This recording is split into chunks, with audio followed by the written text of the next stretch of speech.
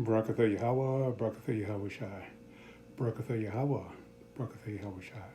Barakatha Yahawah, Barakatha Yahawashai. Call Haloim Yahawah, Bahashim Yahawashai, Bahashim Rohakwadash. Slakia. Shinyukabad, Gabwala Rakab, Zakunna Yanawa, Ba'ith, Shalom, Barakyam, Labayakwa Yam, Shah, Yasharala, Shalom. What I just said in Paleo Hebrew is all praises to Yahweh, who is the Father, Yahawahshi, his Son, and double honors, peace and double honors to the elders in these times. Bid you peace and blessings, and to the elect. This readings from here on out is for the elect only.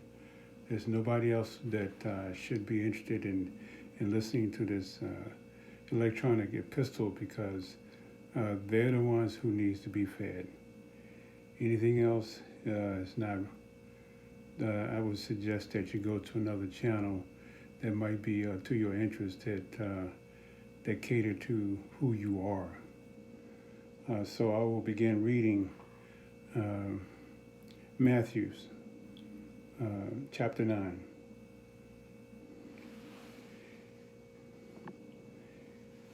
And he entered into a ship, passed over, and came into his own city. Verse 2. And behold, they brought him to a man of palsy, lying on a bed. And Yahawahshi, seeing their faith, said unto the sick of the palsy. Now, if you can see here, when it's in red, that is him speaking. It's been documented that he's been speaking. So, he says, Son, be of good cheer. Thy sons be forgiven thee. Verse 3. And, behold, certain of the scribes said within themselves, This man is blasphemeth. Verse 4. And Yahawahshi, knowing their thoughts, said, Wherefore think ye evil in your hearts? Verse 5. For whether it is easy to say, Thy sins be forgiven thee, or to say, Arise and walk. Verse 6. That you may know that the Son of Man hath power on earth to forgive sins. Then saith to the sick of the palsy, Arise, take up thy bed, and go into thy house. Verse 7. And he arose and departed to his house. Verse 8. But when the multitude saw it, they marveled and glorified Yahweh Bahashim Yahushai, which had given such power unto men. Verse 9. And as Yahushai passed forth from thence, he saw a man named Matthew sitting on the receipt of a custom. And he saith unto him, Follow me. And he rose and followed him. Verse 10. And it came to pass, as Yahawahshi sat at the meat in the house, behold, many publicans and sinners came and sat down with him and his disciples. Verse 11. And when the Pharisees saw it, they said unto his disciples, Why eateth your masters with publicans and sinners? Verse 12. When Yahushua heard that, he said unto them, that they behold not need a physician, but they are sick. Verse 13. But go ye and learn what that meaneth, for I will have mercy, and not sacrifice. For I come down, Slakia, for I am not come to call the righteousness, but sinners to repentance. Verse 14. But then to him the disciples of John, saying, why do we and the Pharisees fast off, but thy disciples fast not? And verse 15. And Yahawahshi said unto them, can the children of the bride chamber mourn as long as the bridegroom is with them? But the days will come when the bridegroom shall be taken from them, and they shall fast. Verse 16. No man putteth a piece of new cloth unto an old garment, for that is which is put in to fill up taketh from the garment, and the rent is made worse. Verse 17. Neither do men put new wine into old bottles, else the bottles break, and the wine runneth out, and the bottles perish. But they put new wine into old bottles, and both are preserved. Verse 18.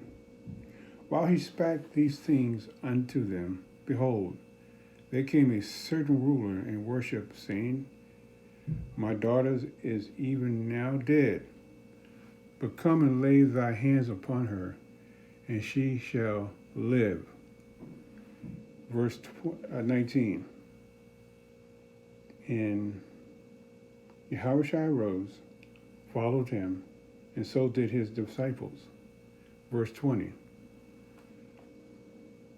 Behold, a woman which has disease with the issue of blood 12 years came behind him and touched the hem of his garment. Verse 21. For she said within herself, if I may touch his garment, I shall be whole. Verse 22. But Yahawahshi turned about, and he saw her, and he said, daughter, be of good comfort. Thy faith hath made thee whole. And the woman was made whole from that hour. Verse 23. When Yahawahshi came into the ruler's house, he saw the minstrels and the people making a noise. Verse 24.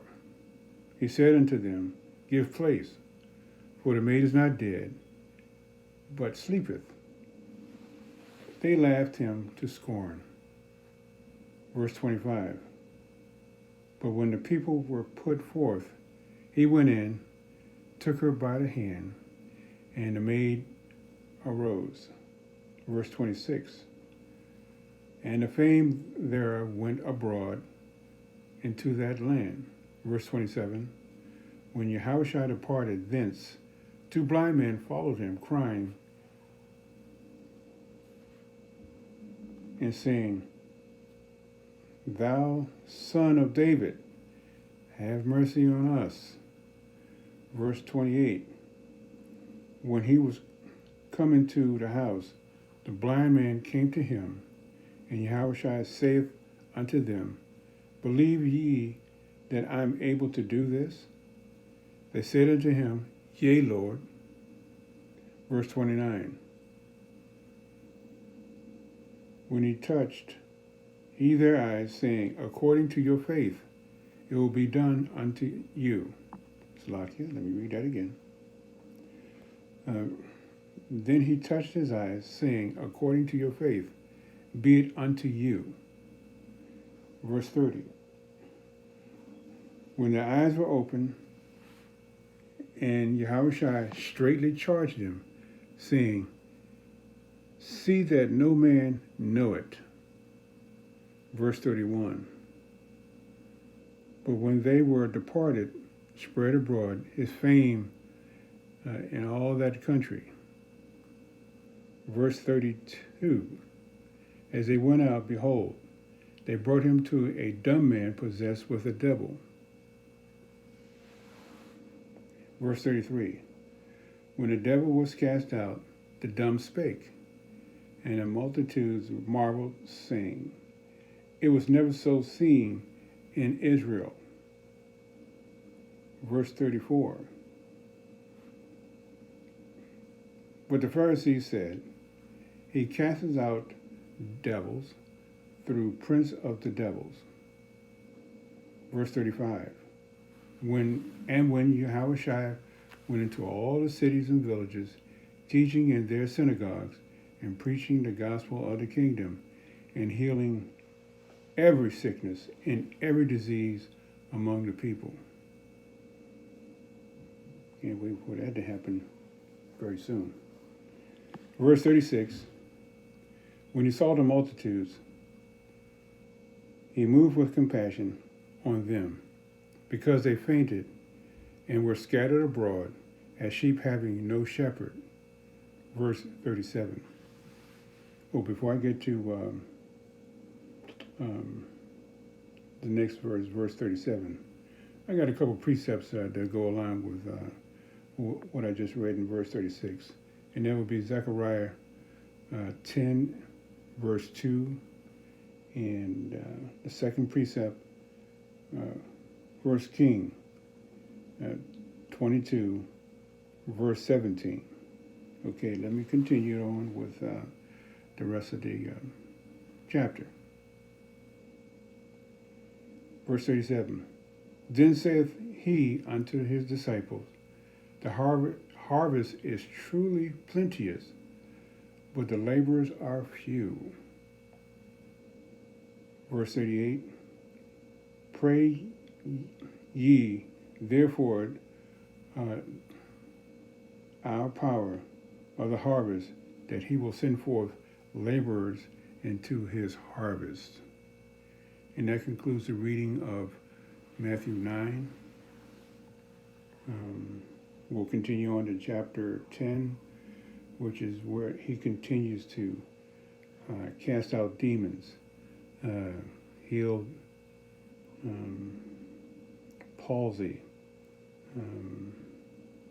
He became basically famous for what he was doing.